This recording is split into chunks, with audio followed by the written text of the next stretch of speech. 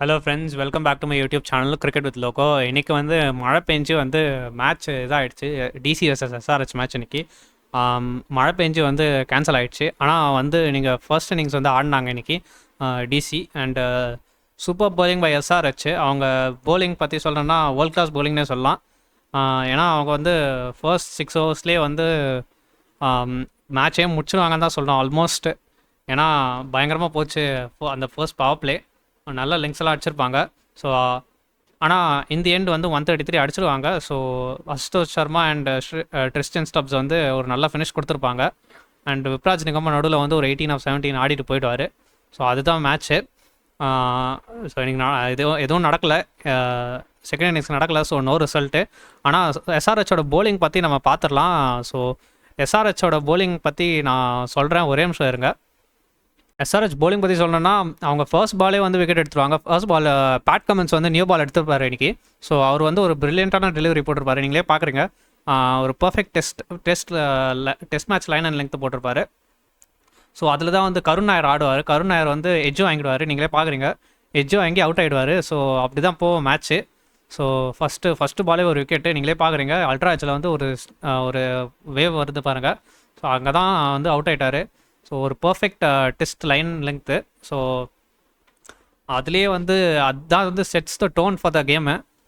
First ball விக்கெட்டுன்றதுலேயே வந்து அவங்களுக்கு தெரிஞ்சிச்சு. அண்டு அதுக்கப்புறம் பார்த்தீங்கன்னா ஃபுல் டவுன்ஃபால் தான் டிசிக்கு. அதுக்கப்புறம் பார்த்தீங்கன்னா இன்னொரு விக்கெட்டும் போயிடும். டூப்ளெஸியும் வந்து எட்ஜ் வாங்கி அவுட் ஆகிடுவார். அவரும் வந்து ஒரு பிக் ஷாட்டுக்கு போய் அவுட் ஆவார். நீங்களே பார்க்குறீங்க, இந்த மாதிரி ஒரு ஹீவ் மாதிரி அடிப்பார் லெக் சைடில். அண்டு அது வந்து இதில் நிக்கோவில் வந்து காமிச்சிடும் இது எட்ஜும் வாங்கிடுச்சுன்ட்டு. ஆனால் சவுண்டும் கேட்கும். ஸோ அவர் ரிவ்யூவும் பண்ண மாட்டார். அவருக்கே தெரியும் அது அவுட்டுன்ட்டு கிளியராக. ஸோ அந்த மாதிரி தான் ஆரம்பிச்சது இவங்களோட இன்னிங்ஸு 6 for 2. அண்டு டியூப்ளெஸி அவுட் ஆனதுக்கு கொஞ்சம் ஒரு கிளியரான ரீசன் என்னென்னா வந்து இங்கே பாருங்கள், நீங்களே வந்து இந்த ஃபீல்ட் செட் பார்க்குறீங்க. இந்த ஃபீல்டர்ஸ்லாம் வந்து க்ளோஸ்இன் பண்ணுறாங்க, இந்த சிங்கிள்ஸ் வந்து விட மாட்டுறாங்க. ஸோ அதே மாதிரி தான் மிட் ஆஃபும் வந்து க்ளோஸ்இன் பண்ணி இங்கே வருவார், வாக்இன் பண்ணி இங்கே வரைக்கும் வந்துடுவார். அண்ட் மிடானும் வந்து லைக் இங்கே க்ளோஸ்இன் பண்ணி இங்கே வந்துடுவார். ஸோ அதனால தான் வந்து கொஞ்சம் கஷ்டமாக இருந்தது சிங்கிள்ஸ் ரொட்டேட் பண்ணுறதுக்கு. அதனால ப்ரெஷர் ஆச்சு. ப்ரெஷர் ஆனதுனால தான் வந்து டியூப்ளெஸி வந்து அந்த மாதிரி ஒரு புல் ஷாட் மாதிரி ஒன்று ஏறி வந்து ஆட பார்ப்பார். அதுதான் வந்து ப்ரெஷர் கிரியேட் பண்ணுறதுன்னு சொல்கிறது.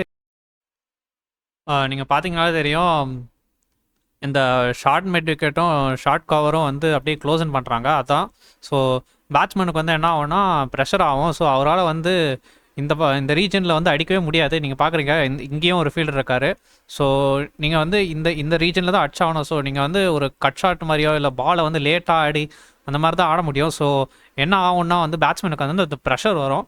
ஸோ அவங்களால வந்து ஃப்ரண்ட் ஆஃப் த விக்கெட்லேயே ஆட முடியாது. ஏன்னா நீங்கள் பார்த்தீங்கன்னா தெரியும், மிடான் க்ளோஸ்இன் பண்ணுறாரு. மிடான் வந்து க்ளோஸ்இன் பண்ணி இங்கே வருவார். அண்ட் மிட் ஆஃப் வந்து க்ளோஸ்இன் பண்ணி இங்கே வருவார். ஸோ அதே மாதிரி வந்து அவரை வந்து க்ளோஸ்இன் பண்ணி அந்த கேப்பை வந்து பிக் பண்ணவே விட மாட்டாங்க. ஸோ ரொம்ப க்ளோஸாக வர்றதுனால வந்து கொஞ்சம் கஷ்டம்தான் பேட்ஸ்மேனுக்கு. ஸோ அதுதான் பண்ணியிருப்பாங்க எஸ்ஆர்ஹெச், நல்லா பண்ணியிருப்பாங்க இந்த மேட்ச்சில். And that is what led to இது ஃபாஃப் டூப்ளெஸியோட விக்கெட் அண்ட் கேஎல் ராகுலோட விக்கெட்டும் வந்து அப்படி தான். ஏன்னா ரொம்ப ப்ரெஷர் க்ரியேட் பண்ணியிருப்பாங்க அவங்க. ஸோ அதனால தான் வந்து அவர் ஃபால் ஷாட் ஆடுவார் டியூப்ளெஸி. அண்ட் கேஎல் ராகுலும் கூட. ஆக்சுவலாக கேஎல் ராகுலோட விக்கெட் வந்து கொஞ்சம் நல்ல விக்கெட்டுன்னு தான் நான் சொல்லுவேன். அதை நம்ம என்னென்னு பார்த்துடலாம். இப்போ கேஎல் ராகுலுக்கு பார்த்தீங்கன்னா வந்து அவருக்கு வந்து ஒரு ஜெயதேவ் நாட்கட் வந்து ரவுண்ட் விக்கெட்லேருந்து வந்து ஒரு அவுட் சைட் ஆஃப் ஸ்டம்பில் ஒரு டெலிவரி போடுவார். ஆக்சுவலாக வந்து அது ஆஃப் ஸ்டம்பில் குத்தி கொஞ்சம் டிவியேட் ஆகும், கொஞ்சம் ஸ்விங் ஆகும். ஸோ அதனால் வந்து இவர் கவர் டிரைவுக்கு போவார். கவர் டிரைவ் போகிறப்போ வந்து எட்ஜ் ஆகிடும். ஸோ எட்ஜும் அங்கேயும் வந்து அவுட் ஆகிடுவார். கீப்பர் கிட்ட கேட்ச் கொடுத்துருவார். இஷான் கிஷன் ஈஸியாக பிடிச்சிருவார். அண்ட் அது அந்த மாதிரி தான். And good bowling. ஆக்சுவலாக அவர் வந்து ஆங்கிளை வந்து மாற்றினதுனால வந்து இவர் வந்து கொஞ்சம் இந்த கவர்ஸ் ரீசனில் அடிக்க வைப்பார். ஏன்னா அந்த ஆங்கிள் மாற்றினதுனால அண்டு அந்த ஃபீல்டு வந்து உள்ளே வச்சுருக்கிறதுனாலையும் தான் ஆக்சுவலாக. ஏன்னா நீங்கள் பார்த்துருந்தீங்கன்னா தெரிஞ்சிருக்கும், அந்த பால் போடுறப்போ ஆஃப் சைடு வந்து கொஞ்சம் க்ளோஸ்இன் பண்ணுவாங்க. ஸோ இவர் வந்து கொஞ்சம் ஃபீல்டர்ஸ்க்கு மேலே அடிக்கலாம், இல்லைனா ஃபீல்டர்ஸ் கேப்க்கு நடுவில் அடிச்சிடலாம், 4 போயிடும் அப்படின்னு நினச்சிருக்காரு. ஸோ அதனால தான் வந்து இது ஒரு நல்ல பால்னு சொல்கிறேன், ஆங்கிள் மாற்றினதுனால தான். ஏன்னா அந்த ஆங்கிள் கம்மிங் என்னன்றதுனால கொஞ்சம் அகெயின்ஸ்ட் ஆங்கிள் அடிக்கிறது கஷ்டம். ப்ளஸ் இவருக்கு கொஞ்சம் அவே ஸ்விங் கிடச்சிது. அதனால் வந்து ஒரு நல்ல விக்கெட்டுன்னு தான் நான் சொல்லுவேன்.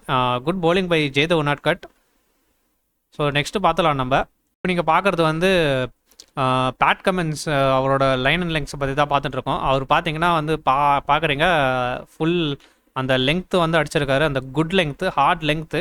இந்த லெங்க்த்தில் நீங்கள் போட்டிங்கன்னா வந்து பேட்ஸ்மேனால் வந்து முன்னாடி வந்து ஃபார்வர்டில் வந்து ட்ரைவும் ஆட முடியாது, ஆடுறது தான் ஆன் தி அப் தான் ஆடணும்.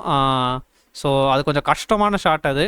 ஸோ அண்டு நீங்கள் பின்னாடி போயிட்டு பேக் ஃபுட்டில் போயிட்டு புல்லோ அடிக்க முடியாது, புல்லோ கட்டும்.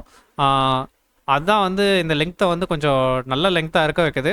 லைக் நீங்கள் ஃப்ரண்ட் ஃபுட்டும் வந்து லைக் ட்ரைவ் ஆட முடியாது, நீங்கள் டிஃபென்ஸ் ஆடலாம், ஆனால் ட்ரைவ் ஆடுறது கொஞ்சம் கஷ்டம்தான். ஸோ அதனால தான் இந்த மாதிரி போட்டிருக்காரு கமெண்ட்ஸு. அண்டு கமெண்ட்ஸ் வந்து ஒரு நியூ பாலில் வந்து ஒரு நல்ல பவுலர்னு ப்ரூவ் பண்ணியிருக்காரு அகைன். ஏன்னா கேட்டிருந்தாங்க கமெண்டேட்டர்ஸ் எல்லாருமே வந்து ஸ்டார்ட் ஆஃப் த சீசன்லேருந்து ஏன் கமெண்ட்ஸ் வந்து நியூ பால் எடுக்கலை அப்படின்ட்டு. ஸோ வந்து போட்டிருக்காரு இன்றைக்கி தான் ஃபர்ஸ்ட் டைம் வந்து நியூ பாலில் பார்க்குறோம் கமெண்ட்ஸை இந்த சீசன். ஸோ வந்து போட்டு ஒரு ஓவர்லேயும் வந்து ஃபஸ்ட்டு பாலே விக்கெட் எடுத்திருக்காரு.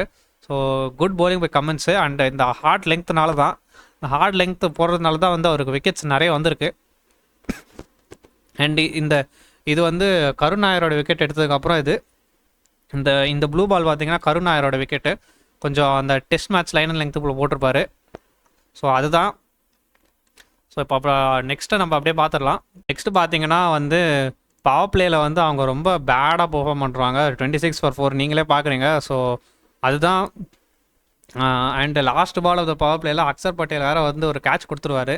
ஸோ அது வந்து கொஞ்சம் தேவையில்லாத ஷார்ட் என்ன பண்ணுறது தான் தெரிஞ்சுது. ஏன்னா அவ்வளோ விக்கெட்ஸ் விழுந்துட்டு அதுக்கப்புறம் நீங்கள் last ball of the power பிளேயில் வந்து நீங்கள் உங்கள் விக்கெட்டை விட்டுறது வந்து கொஞ்சம் இரஸ்பான்சிபிளாக இருந்தது அது பார்க்குறதுக்கு. ஸோ மேபி அவர் கொஞ்சம் இம்ப்ரூவ் பண்ணி ஆடணும்னு நினைக்கிறேன். அக்சர் பட்டேல் அவர் ஜென்ரலாகவே அக்ரெசிவாக ஆடுவார் தான், ஆனால் எனக்கு தெரிஞ்சு இன்றைக்கி கொஞ்சம் பொறுமையாக ஆடி இருக்கலாமோன்னு தோணுது. ஏன்னா ஸ்கோர் இல்லை, ப்ளஸ் விக்கெட்ஸும் விழுந்துருச்சு. ஸோ விக்கெட்ஸ் நிறைய விழுந்தாலே வந்து எப்பவுமே டீமுக்கு ப்ரெஷர் ஆகிடும். ஸோ அதனால் வந்து கொஞ்சம் பொறுமையாக ஆடி இருக்கலாமோன்னு தோணுது. சரி, ஏன்னா ஒரு கேப்டன் வேறு, அதனால் கொஞ்சம் பார்த்து பொறுமையாக ஆடி இருக்கலாம். ஸோ ஓகே, பரவாயில்ல. ஆனால் நெக்ஸ்ட் பார்த்துடலாம் இப்போது. அண்டு நெக்ஸ்ட்டு பார்த்தீங்கன்னா வந்து ஒரு பயங்கரமான ரன் அவுட்டு. ஆக்சுவலாக வந்து என்ன சொல்கிறது, ஒரு மிஸ்கம்யூனிகேஷனு. ட்ரிஸ்டன் ஸ்டப்ஸ் வந்து ஸ்லோவாக அடிச்சுட்டு இந்த பக்கம் லெக் சைடில் வந்து கொஞ்சம் ஸ்லோவாக அடிச்சுட்டு, நீங்களே பார்க்குறீங்க ஃபீல்டர் வந்து இங்கே இருக்கார். இங்கே 30th சர்க்கிள் இங்கே தான் பிக் பண்ணுவார் பாலை. ஸோ அதனால் வந்து என்ன ஆகும்னா இவர் வந்து 2 runs ஓடிடலாம் அப்படின்னு நினைப்பார். அண்டு விப்ராஜ் நிகம் வந்து அவரால் ஓட முடிஞ்சுதா என்னன்னு தெரில. லைக் அவர் நோ சொல்லிடுவார். நோ சொன்னதுக்கப்புறம் வந்து ஆனால் ட்ரிஸ்டன் ஸ்டப்ஸ்க்கு அது கேட்காது. ஏன்னா க்ரௌட் கொஞ்சம் ரொம்ப லவுடாக இருந்தாங்க க்ரௌடு. ஸோ அதனால் வந்து கேட்காது. அவர் வந்து ஹெட் டவுன் போட்டு அவர் பாட்டு ஓட ஆரம்பிச்சிருவார் செகண்ட் ரனுக்கு. அண்ட் இவர் பார்க்கவும் மாட்டார் ஹெட் டவுன் போட்டதுனால.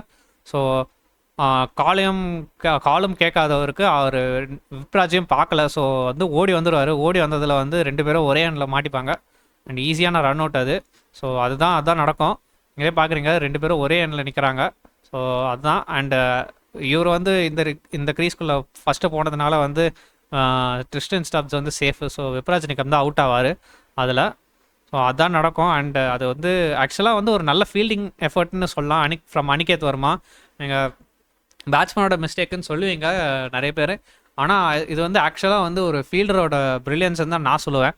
ஏன்னா நீங்கள் பார்த்துருந்தீங்கன்னா தெரிஞ்சிருக்கும், அவர் வந்து ரொம்ப அட்டாக்கிங்காக தான் வருவார். உள்ளே வந்து பயங்கர ஃபாஸ்ட்டாக வருவார். ஃபாஸ்ட்டாக வரதுனால என்ன ஆகும்னா விப்ராஜ் நிகமுக்கு வந்து அந்த செகண்ட் ரன் வர முடியுமா அப்படின்ற டவுட் வந்து க்ரியேட் ஆகும். அந்த டவுட் க்ரியேட் ஆகிறதுனால தான் வந்து இந்த ரன் அவுட்டே ஆச்சுன்னு நான் சொல்லுவேன். ஏன்னா அது வந்து லைக் என்ன சொல்கிறது, இவர் வந்து கான்ஃபிடென்ட்டாக இருக்கார் இவர் ஓடிடுவாருன்ட்டு. ஏன்னா இவர் டேஞ்சர் எண்ட் கிடையாது. ஸோ ஏன்னா டேஞ்சர் எண்ட்னா வந்து லைக் நியரஸ்ட் எண்ட் தான் வந்து டேஞ்சர் எண்டுன்னு சொல்லுவாங்க. ஸோ இவர் வந்து டேஞ்சர் எண்டில் த்ரோ பண்ணுறதுனால இவருக்கு வந்து என்ன ஆகும்னா ஒரு டவுட் க்ரியேட் ஆகிடும். ஸோ நம்மளால் மேக் பண்ண முடியாது இந்த ரன்னை அப்படின்ட்டு. ஏன்னா வந்து இவர் கொஞ்சம் ஃபாஸ்ட்டாக வந்து பாலுக்கு ரீச் ஆகிடுவார். And good throw as வெல்லு.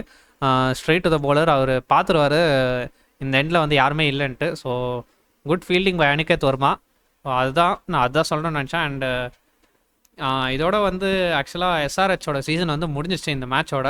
ஏன்னா அவங்க வந்து இந்த மேட்ச் வந்து கேன்சல் ஆனதுனால ஒரு பாயிண்ட் தான் கிடைக்கும் ஒரு டீமுக்கு. ஸோ இதோட வந்து எஸ்ஆர்ஹெச்சோட சீசன் வந்து முடிஞ்சிச்சு. அண்டு ஐ திங்க் இந்த மேட்ச்சில் தான் வந்து அவங்க நல்லா ஆடி இருக்காங்கன்னு நான் சொல்லுவேன். ஏன்னா மேபி அந்த 240 சேஸ் பண்ணது அந்த ஃபர்ஸ்ட் மேட்ச்சில் வந்து 280 அடித்ததும் ஓகே தான். ஆனால் இந்த மேட்ச் தான் வந்து ஆக்சுவலாக வந்து ஸ்டெப் அப் பண்ணி ஆடி இருக்காங்களோன்னு எனக்கு தோணுது in with the ball and இந்த ஃபீல்டு.